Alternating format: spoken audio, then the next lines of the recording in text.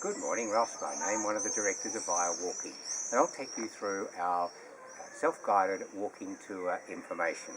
First we start with an overview map so you can see the context of where you are in regards to Siena, Florence and the main towns. Secondly, useful notes where you can get cash out, wash your clothes, those sorts of things. Next will be a list on each walk, and there's a pack for each walk, so you just take one out for the day.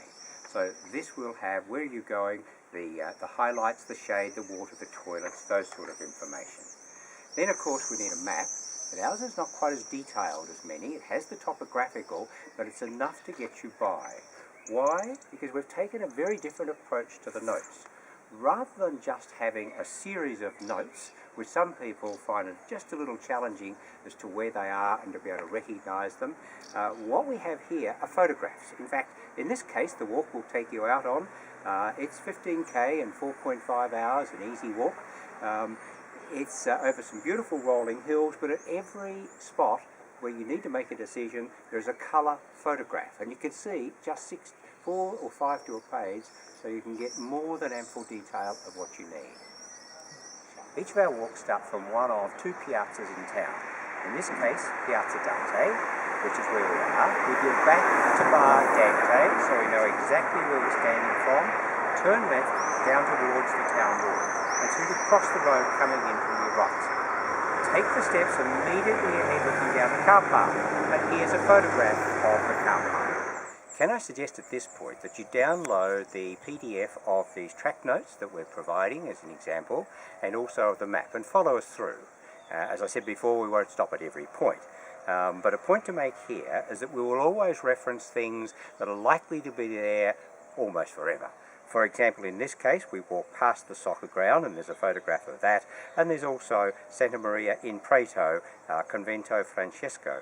That's been there now for maybe 600-800 years or so, and obviously is most likely to be there as one of your points to reference. On we go. We're now on page 2 of our walking notes, and we're at photograph number 6. You'll see the church there, and we include some details as well with some historic background as you're going along. We're now standing at photo point 8 on your directions. This is a good spot to see how, when we combine the photograph and the notes on what is quite a tricky little turn to watch out for, it solves all those issues. So you can see at 8 we talk about where the track goes, it goes slightly uphill, and then after the notes we talk about the old stone fence. We're now up to photograph number 13, and this is a good example of a rather tricky one that you need to have that photograph and description. We've also passed through a stone-walled pathway, just delightful, as the stone terraces going down each side from it, a little deserted now, but fascinating to walk through. We've also made sure that these sort of photographs will be permanent, as distinct from a delightful old dog that used to woof at us that we mentioned, and some customers came back and said, poor old dog, no longer there, we're told he has died. We've now arrived at Poggio San Carlo. If you have a look at the notes, it's a beautifully restored, preserved stone village. It's at photograph number 17. It's also a great spot for a break, as you can see here. Beautiful old stone bench, and there's water nearby for us to refill the bottles. We're now at point 23 on your map, where you can see the photograph of the archway.